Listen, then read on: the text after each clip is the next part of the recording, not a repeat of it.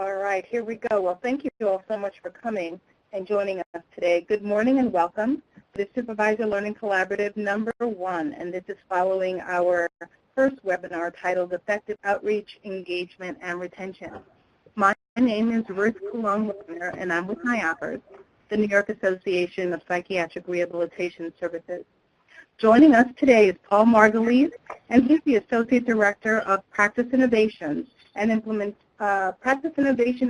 Implementation at the Center for Practice Innovation. Sorry about that, got tongue-tied.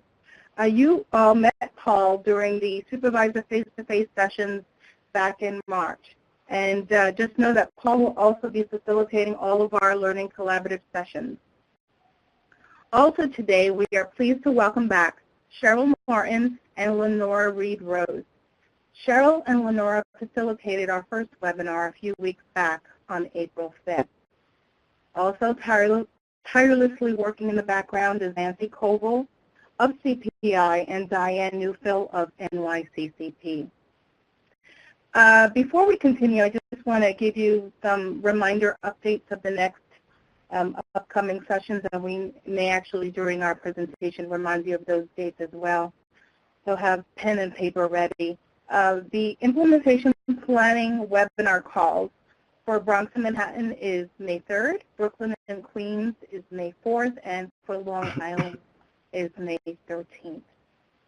So with that, I will leave you in their competent hands, and I pass you all to Paul. Thank you all so much. Thanks so much, Ruth, and good morning, everybody. We're so happy you're able to join us this morning. Going to do a quick review, start with a quick review of how this whole process is going to work. You know, we've already mentioned this, I think, once or twice, but it is a little complicated. Just want to make sure everybody's clear on the process. And as you may recall, there are 5 different competencies that we're going to be reviewing in the course of the next year or so. And for each of these 5 competencies, we do the same things.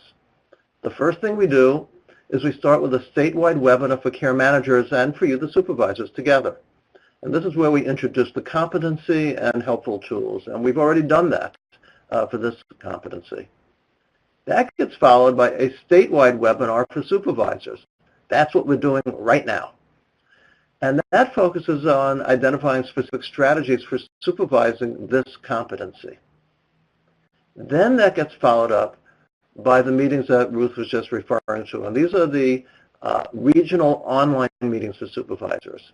And between today, between the statewide webinar for supervisors and these regional online meetings, you know, our hope and our belief is that you as supervisors will begin to use these strategies so you can then talk about them. So we'll be reviewing once again the dates of these regional online meetings for supervisors for this competency later in today's webinar. And these are the ones where we focus on how things are going, you know, with these strategies. How's it going? What are your accomplishments? What are your challenges? We'll do some problem solving. And I do want to point out that what we have learned in the past is that if we can have some supervisors who are willing and able to talk about their work during these online meetings, it's just incredibly helpful. So as we go along today and talk about, you know, the competency and the supervisory strategies, our hope is that some of the folks on today's webinar, participants, will be willing to come on in a few weeks and share about your own experiences, maybe with a slide or two or without a slide or two, whatever's comfortable for you, so that we can all learn from one another. I'll remind you about that again, you know, later in today's webinar. We'll also probably send out some emails, you know, raising this with you. But we have found that the more folks who are willing to present their work to their colleagues, just the more helpful it is for everybody. And throughout today's webinar, if you want to volunteer, please feel free to just type up in the chat box that you're willing to do that, and we'll follow up with you. And for those who aren't familiar, the chat box is that box at the bottom of your screen. Okay, so moving along, here's the agenda. We're going to do a very quick review of the essential components of supervision. Those of you who were with us in the face-to-face meetings earlier in this year, you know, have already learned something about this, but we want to make sure everybody's starting in the same place. We'll spend just a little bit of time today covering that. And then we're going to move on, and this is where Cheryl and Lenora will do, you know, the bulk of the presentation, talking about supervision strategies for engagement and for cultural competency. And then we'll wind up at the end with some housekeeping and some odds and ends and next steps. So we're going to start with a polling question. And in a moment or so, you're going to see a little pod float across your screen. And there it is. A quick question, and that is, did you attend the March face-to-face regional meetings that focused on supervision among many other topics? Give you a minute to respond, please. Just want to get a little feel for who's with us today.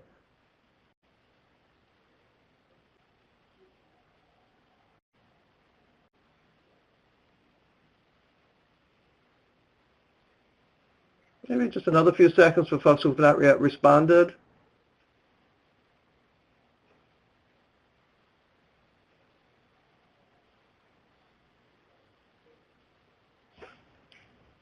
Okay. So roughly 3/4 of the folks who are with us today also attended the March face-to-face regional meetings. And that's good for us to know, which means some of the folks that are with us today, this might be some new material that I'll be covering, and that's important for me to know. Okay, we have another polling question. And you'll see that pod floating in front of you right now, even as we speak. And that is, did you attend the April 5th webinar that focused on outreach, engagement, and retention?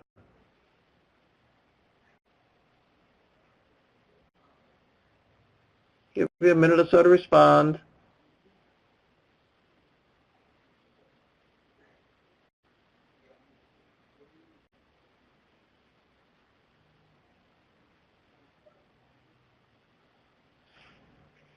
Okay, thank you. It looks like most people, 84%, were with us on April 5th, and some folks weren't.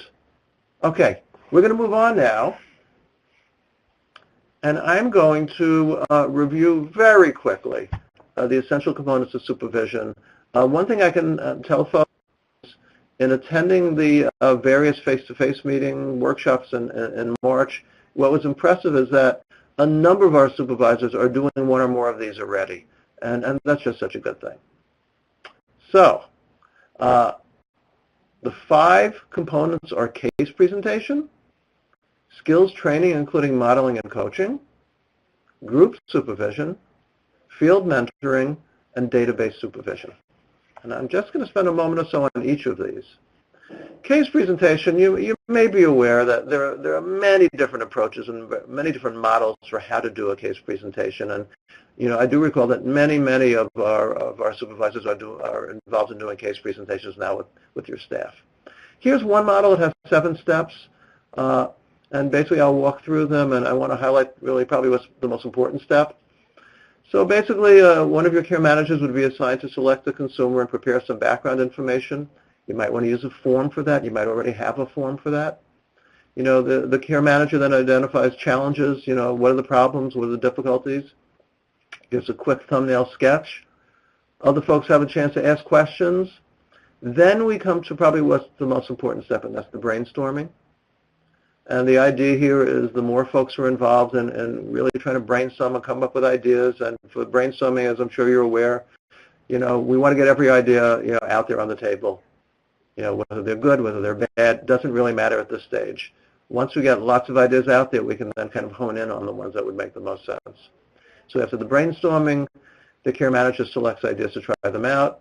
And then this is another really critical piece of this. At another meeting, perhaps the next meeting, you circle back to see how things went. So the care manager gives a report back and, how it went and if there's a need to make any adjustments. I don't know about you, but I have attended way more case presentations that I care to remember that didn't do follow-up.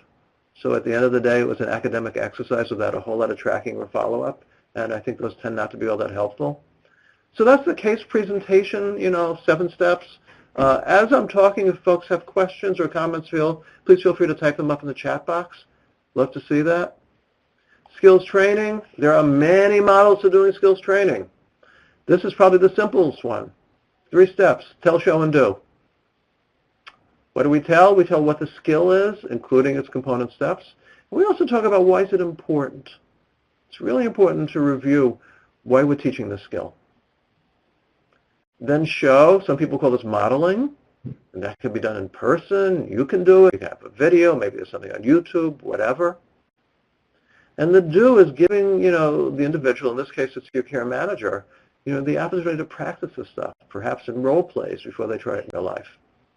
So skills training, tell, show, and do.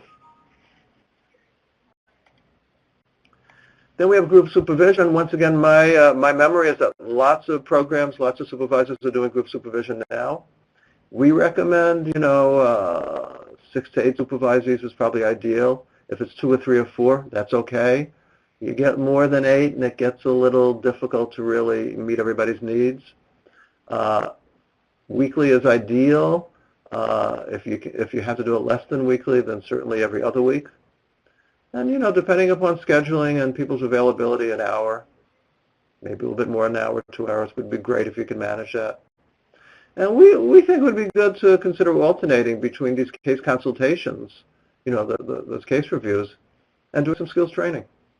So it's a somewhat different format, back and forth. But it's up to you how you'd want to do that. Field mentoring, which is key, and my memory is this, there aren't that many folks doing that now, although there are some. This is basically getting out there, with your care manager and seeing how things are going, even modeling perhaps, and being available and really demonstrating the interest. If you were to do this, and we hope you do, it's important to explain to the consumer, that the care manager is working with, why you're there, and actually to ask permission for you to be there. So the consumer really, has some control over the process. As I mentioned, a lot of things you can do, field mentoring. You can observe, you can provide feedback, of course, discuss the interaction, you can do some modeling, and you can do some role playing. Finally, there's data-based supervision. And, some supervisors are using data right now. We had some really nice examples during the March face-to-face meetings. Others will begin to do it throughout the course of the year. And, we spoke during the face-to-face meetings about the kinds of data that are available to you.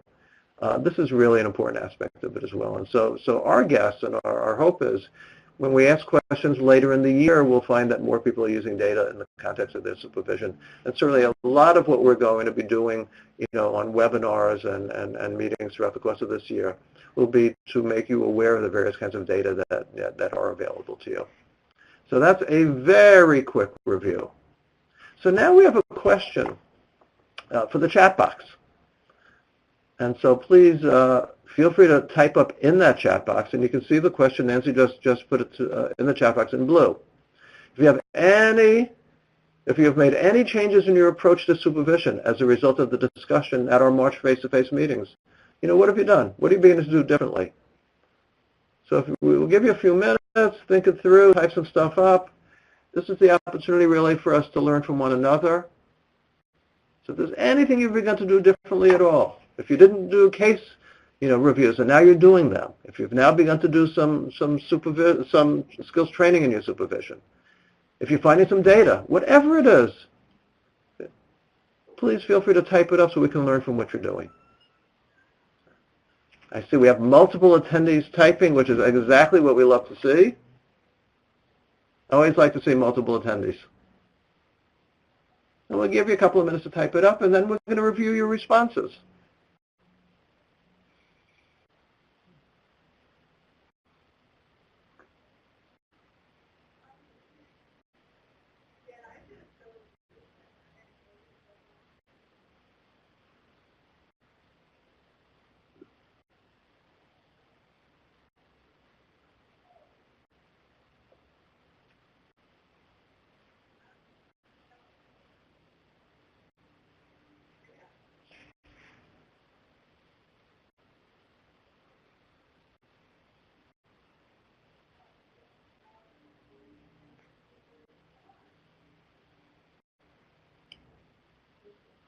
Please continue to type, and we'll begin to read the responses soon.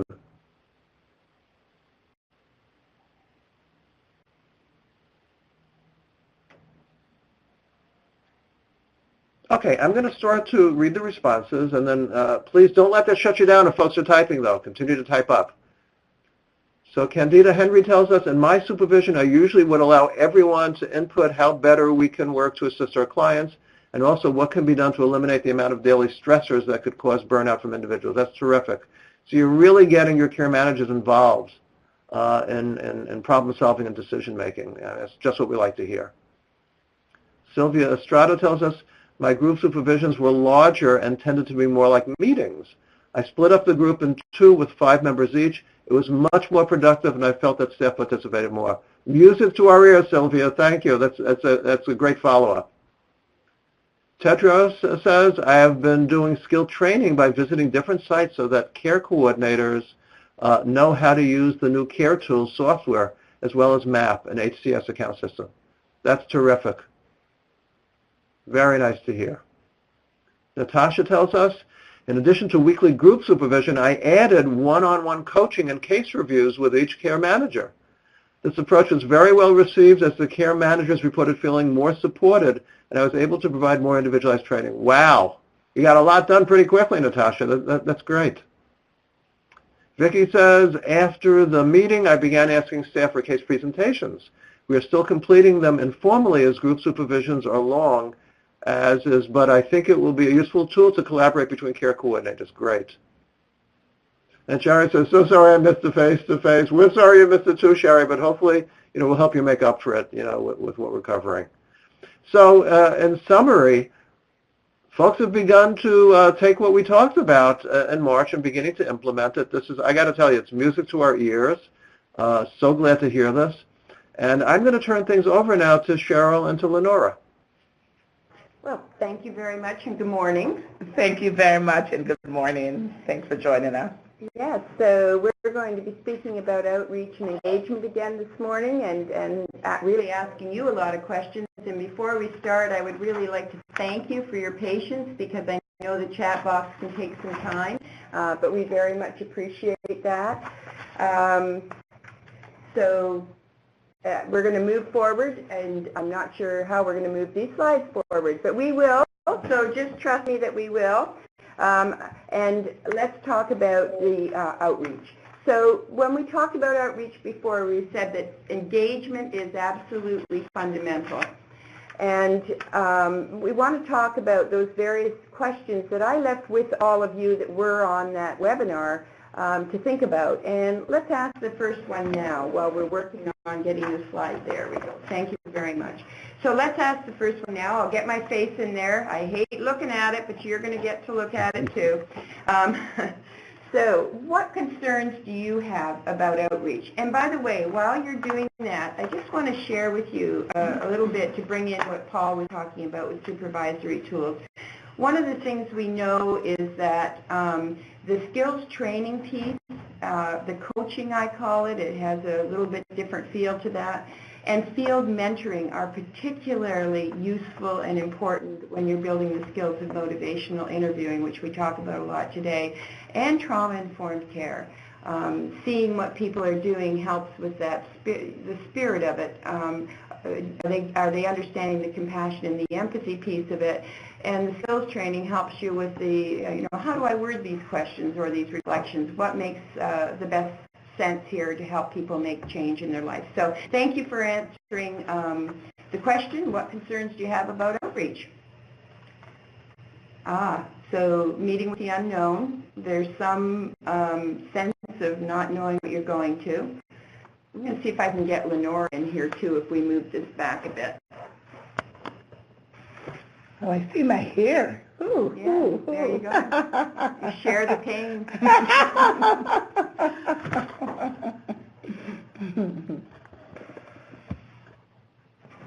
Okay, I'm concerned that my staff may not. That's interesting, Sylvia. Is it possible for you to just add a little bit more to that about what the specific concerns are that you might have? There we go. We're kind of there together. Yeah. Candida says, because my staff does not conduct outreach, sometimes when they finally perform an outreach, is knowing that the individual meeting would not react in a disorderly manner that would not be safe for them. So we're back to concerns about safety again. Members who keep putting case managers off.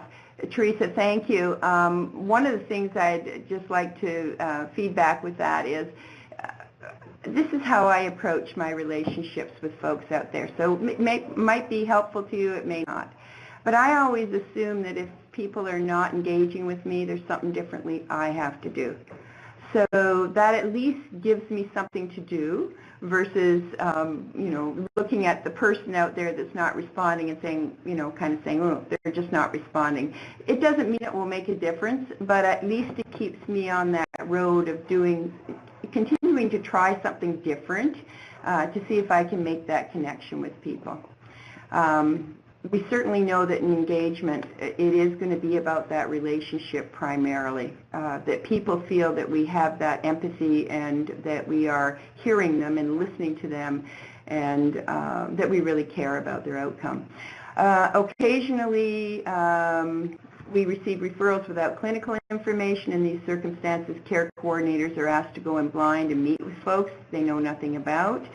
I do have some experience with that, doing that myself in the community, so maybe we can go back and talk about that.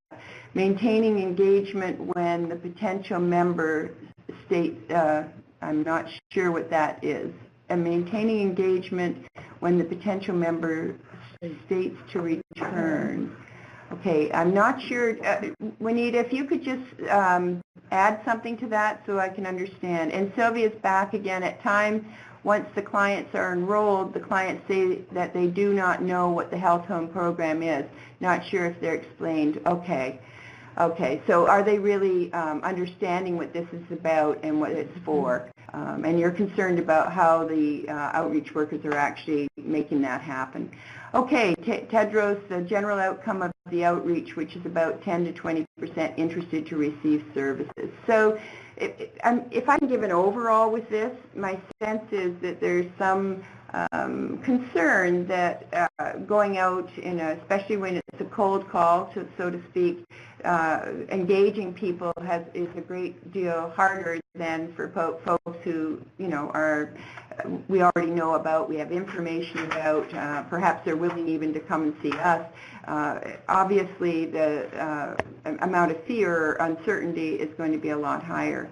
So here's the next question then. And I'm going to ask this out of order, if that's all right with all of you. I'm going to ask a question about what are some people finding helpful then to deal with this uncertainty, this concern, this safety piece of it? I appreciate you putting that down. What is working around that? Okay, so, and we did get some other pieces here, so I'll just add it, Candida, and then the client state that the outreach worker would state that the health home automatically has housing available, and then when the coordinator meets with the person and we tell them we don't have housing, they want to leave. So, I'm smiling at that, but the basic thing is that many of the people we serve, especially when it's including outreach, their basic needs are so important to them that anything else above that is really difficult for them to focus on. So, the whole Maslow's hierarchy thing. And one of the things we say about engagement and trauma-informed care is that whatever we can do to meet their basic needs. So, yes, you may not be able to do housing at that moment, but there's probably things that we can do to connect them to help with someone else who can help them with their housing. So I think it's maybe how we say it that might be important. Certainly my approach is never to fix things, but to offer the resources to people and to help them find the answers that they want. So I think that maybe in the practicing of things like motivational interviewing and CAPS that could make a difference with that. Sorry, when staff outreach a member and they state to come back another time, they are never available. Okay, so let's go back to that again. Let's just take a breath here. That could be that we did more talking and less listening, and I don't know how else to say this, but often when people are not there when they've told us they would, they really have not engaged with us. Now, that's not a blaming of us. this person may not want the service, and they may be happy to just stay the way they are. We call that sustained talk in motivational interviewing. But often it's because their voice has not truly been heard, and so they're not seeing any value in it. So here we have, what I'm going to do is go over these things that are of value that have worked for people. I can't keep up, Lenore, with the typing. Thank you so much for your contribution. So Vicki says we try to speak with clients over the phone prior to the initial face-to-face, and at least allows care coordinators to feel they're somewhat aware. Okay, so that reduces the fear of your care coordinators and that sense that they have something to go on, and helps them feel safer when they go out. Because we iPhone, they are able to FaceTime and take pics of the location, so we can make a group decision on whether to proceed. We also go in teams. Wow. So you know where you're headed ahead of time. It's not a surprise. That's the first time I've heard that. I really am excited by that. And then you decide how many people. Same technology works. It does. The technology really does. When we are able to get information from the MCOs, we can mine that information, try to figure out if the person we are outreaching is being referred for mental illness, I'll say mental health disorder, or other chronic health things, and we can tailor the pitch to that and also get a better sense of what we might be going into. So, yeah, it helps to have some information. And, you know, on the other hand, I always think to myself, well, what I don't know I can be extremely curious about, and if I know too much sometimes I'm not very curious, so I can see that on both sides. I hope I didn't miss one here because these are moving up, but here we go. Giddy, we are able, there we go, I lost it. When we are able to get information from the MC, did I do that one? I think I did that one. Okay, Candida. First, I inform my staff to call and connect with the client via telephone. It allows the person to gain some form of trust before scheduling either a home or office visit. For example, if a client has severe mental illness, that would cause them to lash out. It would be better to go with another person. So similar, making that contact ahead of time, trying to engage over the phone, and then making sure that there's more than one person going out. Care coordinators should do their homework about their potential clients before they try to meet them in person by calling and discussing services. It helps, okay? So you're asking people to be prepared, that whatever they do have, they're taking the time to look at it and understand who it is they're trying to engage with. Regarding safety, I've asked my staff not to stir the pot. They may have to end the meeting. Engaging members can be tough. When we ask first that they engage member first by phone. Yeah, so that's interesting, not to stir the pot. Yeah, so I would say, and I'm hoping Lenora would support me with this, that the skills of motivational interviewing and the CAPS tool, the idea of trying to better understand that person's culture and that big picture of culture, who are they, is one way to avoid stirring a pot. Because we tend then not to be rather presuming something about the person or sounding in judgment at all, or you know, just going ahead and talking about our own stuff, which may not be of any interest to them at the moment. So that curiosity often keeps us safer. Would you agree with that? Yeah, I definitely agree with that. And when you do take the time to know a little bit more about the individual that you're going to engage with, then you'll go at it from a different angle.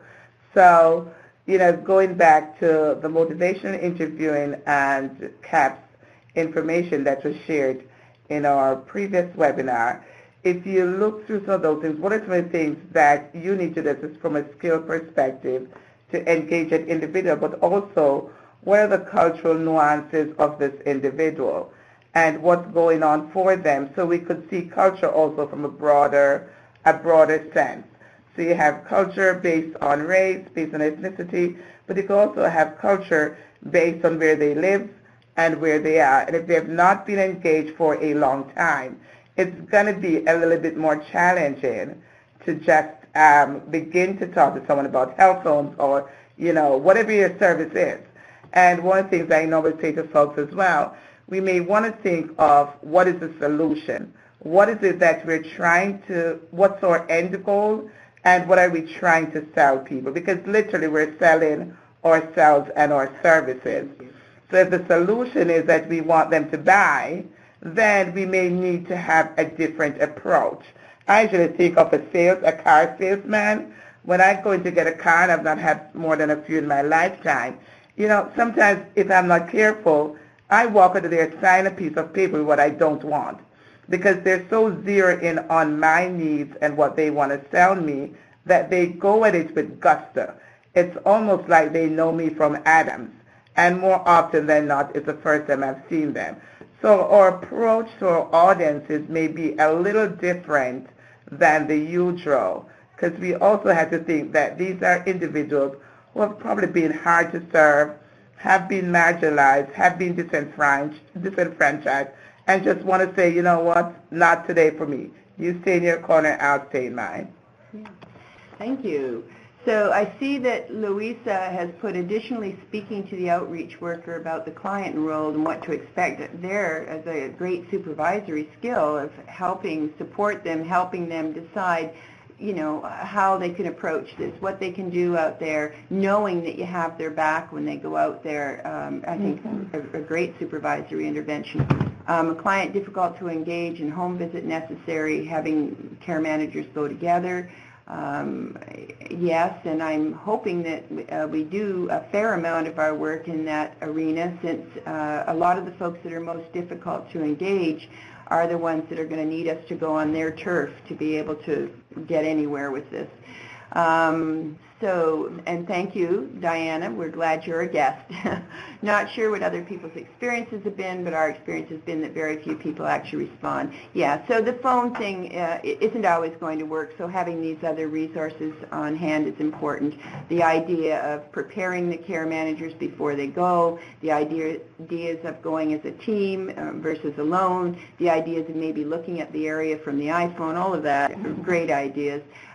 So thank you so much with that. Can we go on to the next question? And that is, what aspects of MIC, TIC, CAPS can be or are used by your outreach team? So what are you already doing around motivational interviewing, trauma-informed care, and the cultural activation prompts in the work that you're doing? Thank you so much. And I will have to say this, Paul, I'm going to say this. This is the most interactive and group with so much energy and motivation to do a great job. I know. It's very true. I'm just watching this and yeah, I totally agree. I want to give them that affirmation, because when people are that invested in doing a great job, good things happen at the other end. Because the only thing we have control over is ourselves and what we do. Yeah.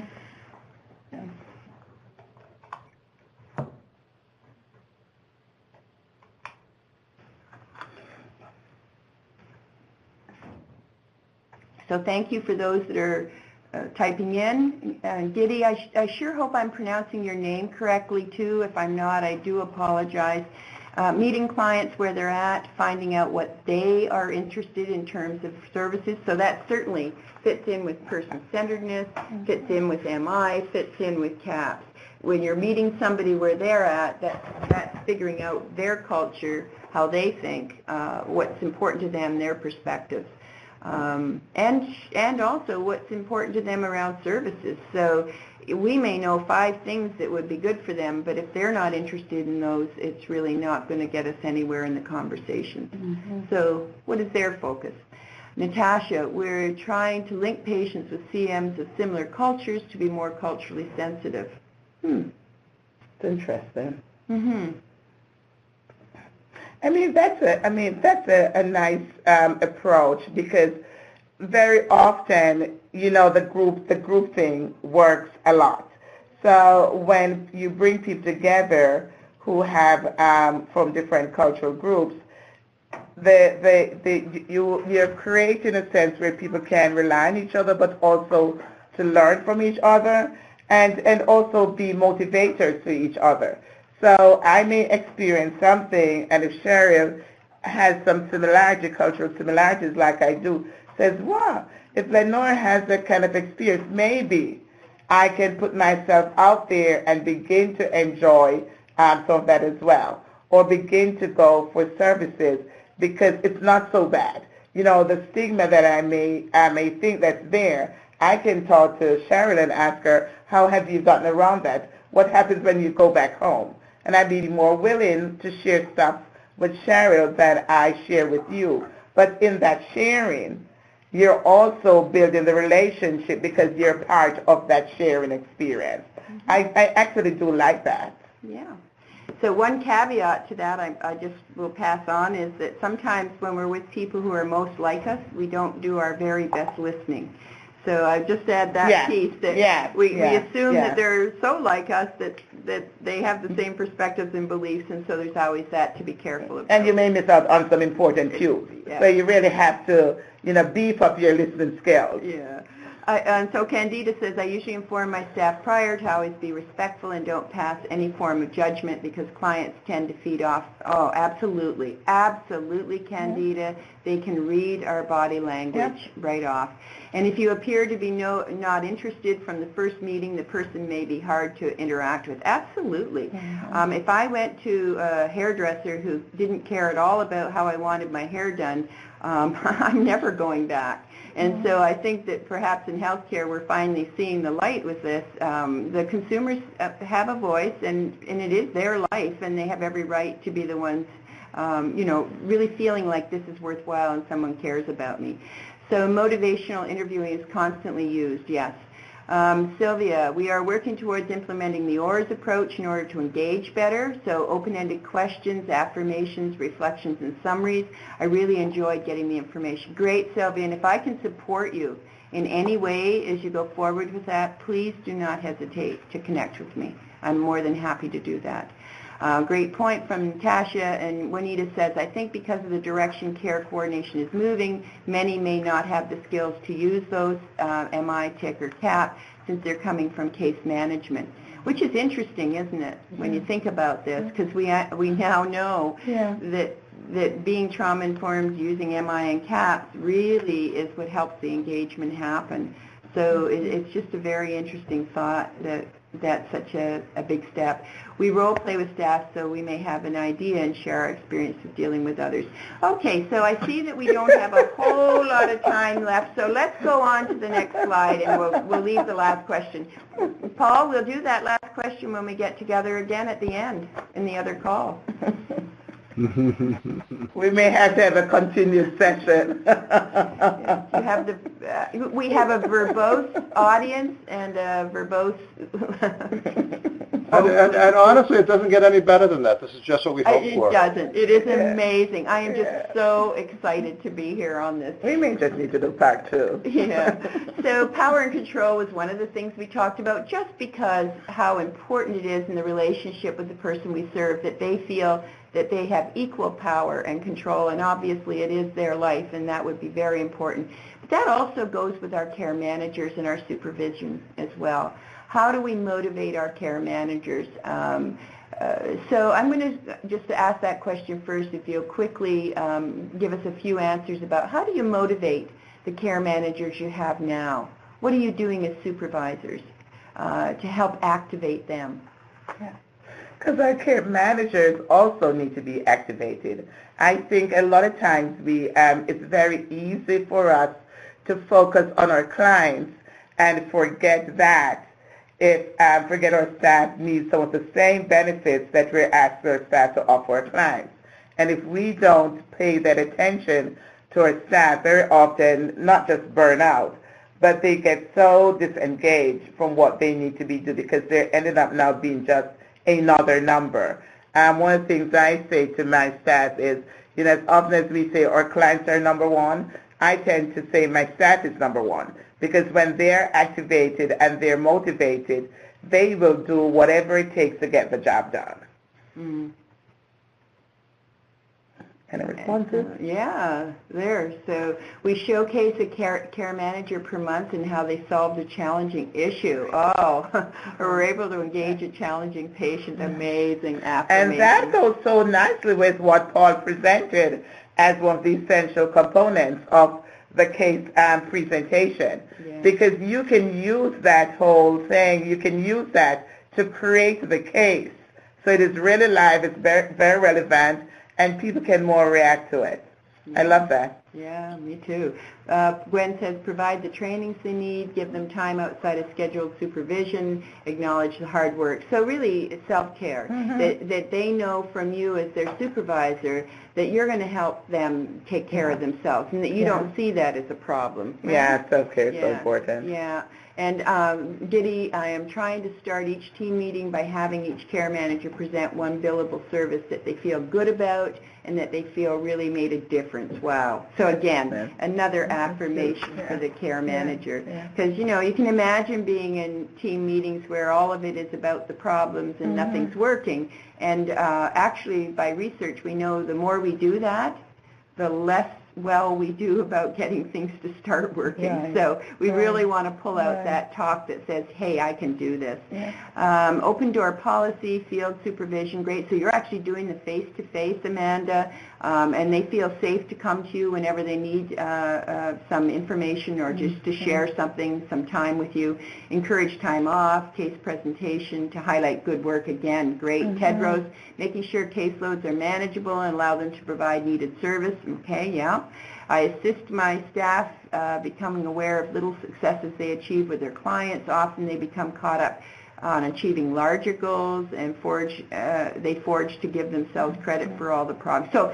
So you are really helping them see that this is a piece by piece and every small thing really makes a difference.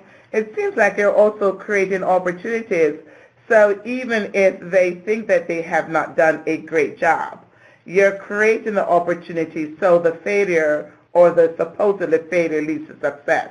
And it's not pushed onto the table because these are the teachable moments as well. Yeah.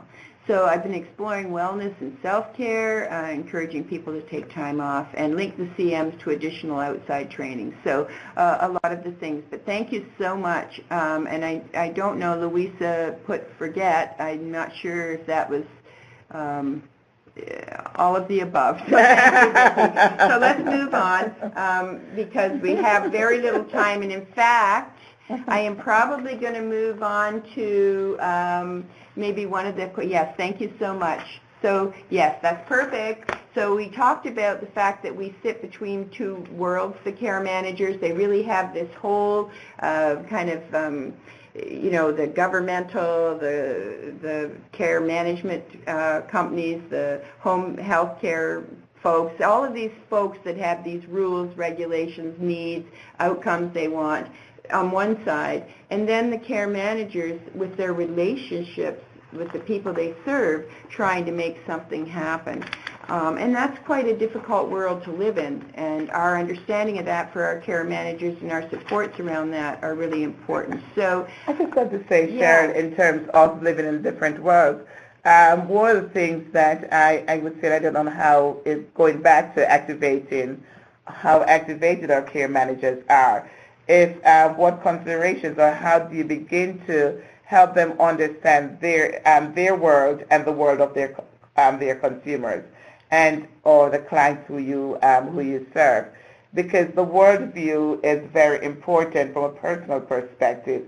Because what I bring to the table as an individual, how I created my world, the experiences, the news, my friends, very often some of that is negative and the stereotype begins. So how do you change that worldview to begin to accept the worldview of those we're serving?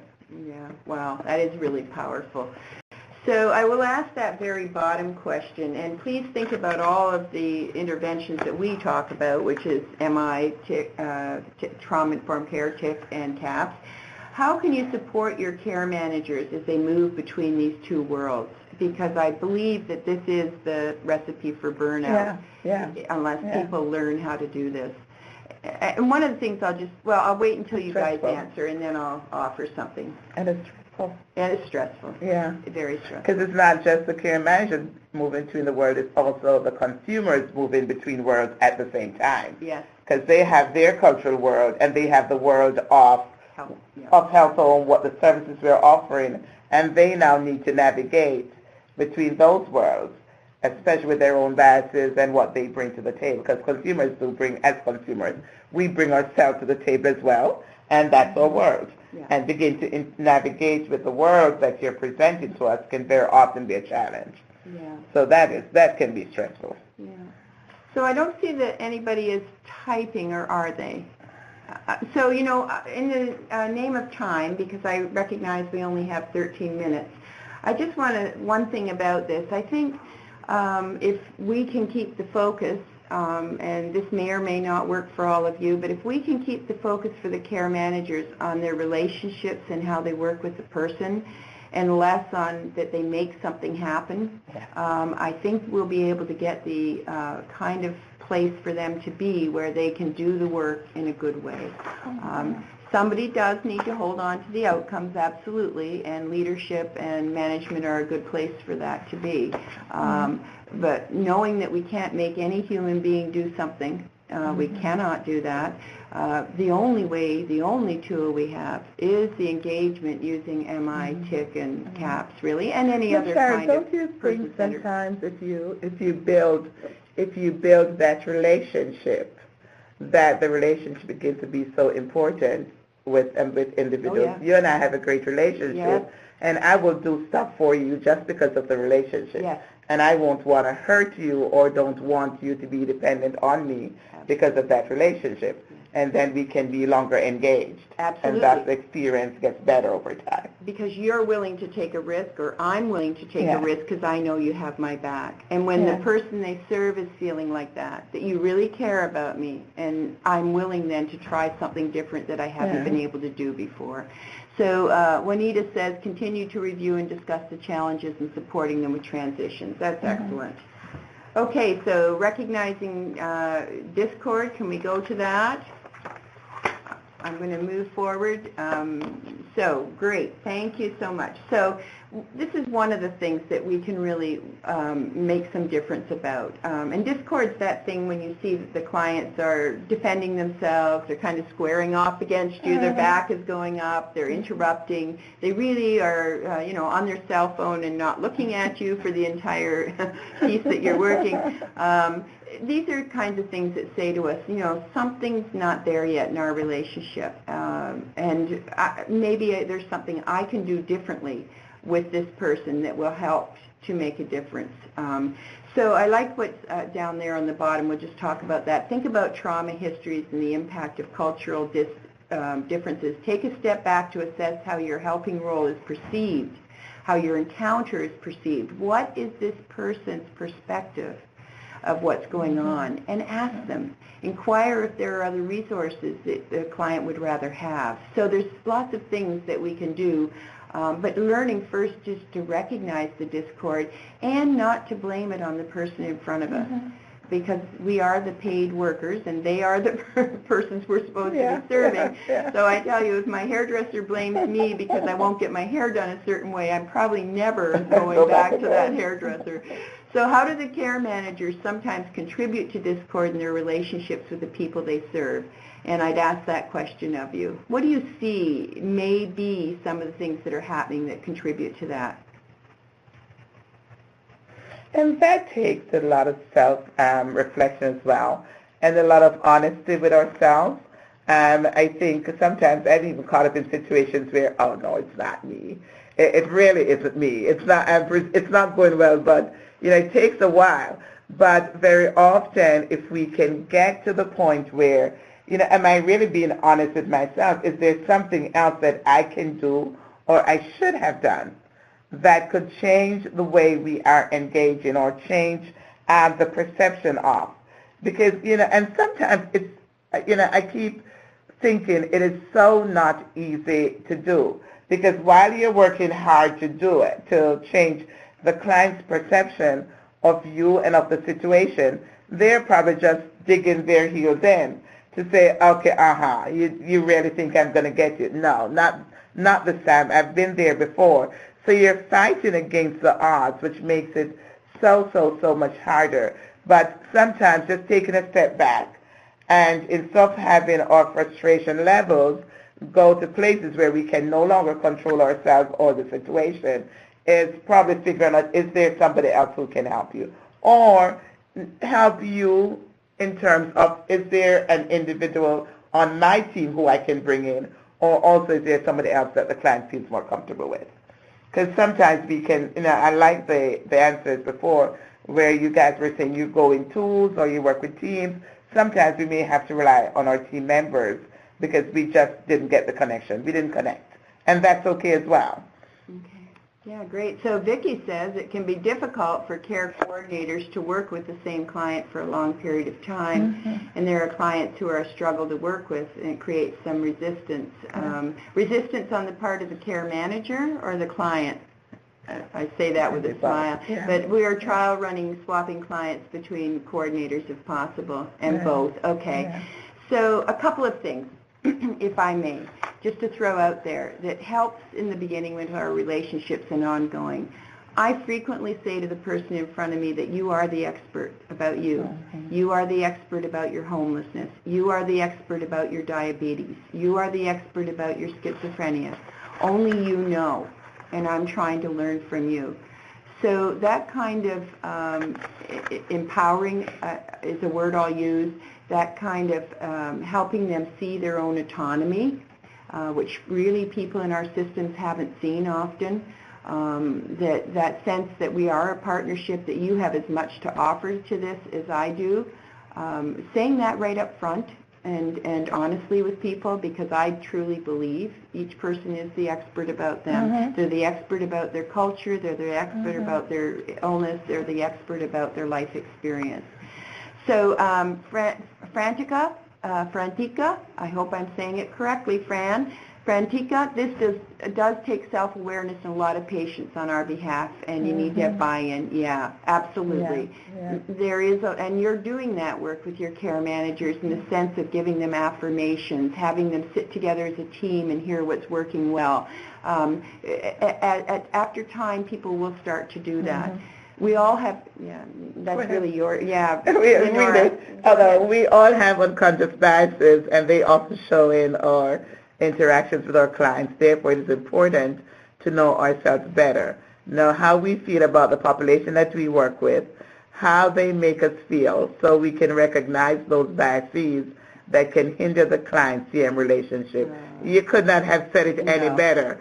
This is what it's all about. We really, that self-awareness and that unconscious piece, because believe me, for me, I'm trying to figure out some of mine sometimes, and I like when I'm with individuals who give me the kick under the table or the raised eyebrow. Come on, aren't you aware of what you're saying? And sometimes we're not, it's not that we're doing things deliberately. We just don't know. And going back to what Cheryl said, is the person before you is the expert.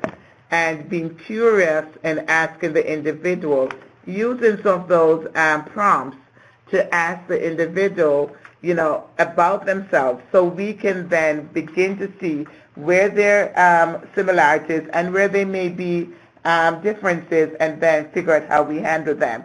I'd like to mention, because when Paul spoke about database supervision, I was getting all excited because very often we don't bring that back to supervision.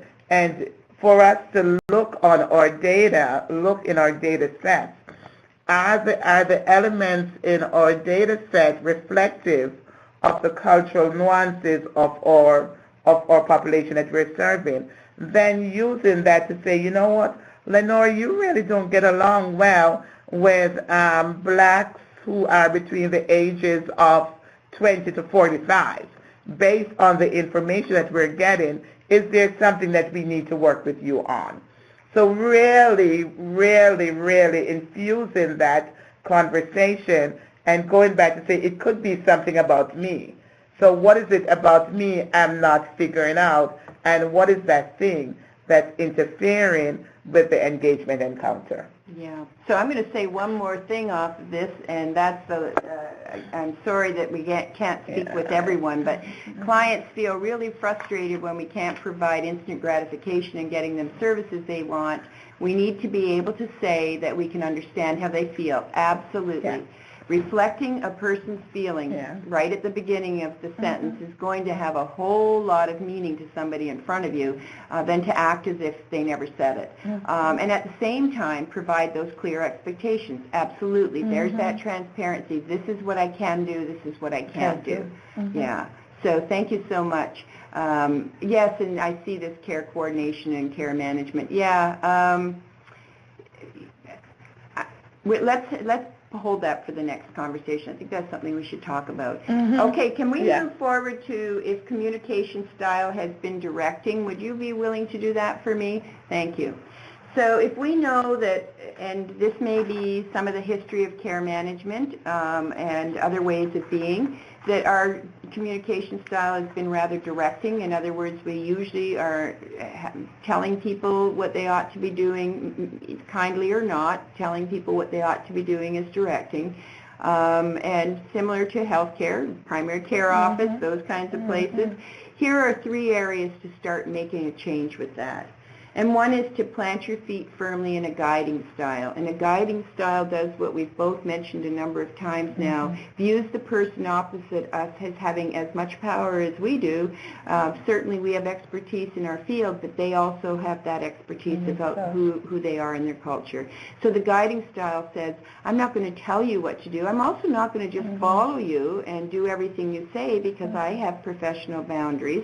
But I am going to help you move towards change because I know the skills to use in conversation to help change happen. And those would be a lot of the motivational interviewing skills. Focus on the engagement, because one of the things we learned in our all our research with motivational interviewing was there's 2 things that matter, and they matter powerfully. One is the relationship with the person, and as Lenora said, when you build the relationship, you give space for them to take risk and do things. And the second part is understanding change and understanding how certain things we do can actually push people away from change, and usually directing is one of them. And they'll start to tell us all the reasons why they can't, which is destructive of their opportunity to move the other way. And the last one is understanding that information exchange is an art. Elicit, provide, elicit. So before I tell Lenora about her diabetes and how to care for herself, I find out what she already knows, because she is the expert about this. Now, there may be some nursing piece I have that's valuable to her, but I'm going to ask permission to give it to her and then ask her what she thinks about it and put it back in her hands. So her autonomy is always there. It's her decision. Okay, so we're going to move forward because Diane is turning her finger around. You see how transparent I am in these conversations. So, this has been an amazing hour, I've got to tell you. This is the amount of energy has just been tremendous and been just wonderful for me to sit back and watch. Let's talk about quick next steps. We could go on probably for another 3 hours right now, and I wish we had the opportunity to do that, and it's just been outstanding. But next steps, we're going to have these regional meetings, and they'll go from 9 to 10:30. Tuesday, May the 3rd for Manhattan and the Bronx, Wednesday, May the 4th for Brooklyn, Queens, and Staten Island, Friday, May the 13th for Long Island. Once again, I mentioned this at the very beginning of this webinar. If you as a supervisor are willing to share your work, and we hope you will be, please type up in the chat box now, shoot one of us an email, let us know. We'll also be following up so we can really have folks learn from one another. We may also very well pick up on some of the material we didn't cover today as well, and some of the questions. So really the focus of the next round of these regional meetings will be to talk about the nuts and bolts of what you're doing and to really talk about your experiences. So that is the story there. And I see it's just 10 o'clock. Here's our contact information. I want to just spend a moment to thank Cheryl and Lenora for just an outstanding webinar. And I do believe we will make this PowerPoint available to you on a gray pod that's going to float onto your screen in a moment. There it is. And so feel free to download the PowerPoint if you'd like to. And Juanita's saying this should have been longer. Boy, do we agree with you. And we're going to find a way, hopefully, to bring some of this into the regional meetings so we don't lose the material. Cheryl, Lenora, any last words? I just want to thank the group. Yeah, I really, really want to They thank did the you. work. I totally enjoyed doing this, and they're so participating. It was so good because when folks participate, it energizes you, and it's so clear that the individuals who are on the call are serious about what they're doing and have great opportunities to learn from each other. So thank you. Thank you. Take care, everybody. Have a good day. Bye. Bye-bye. Take care.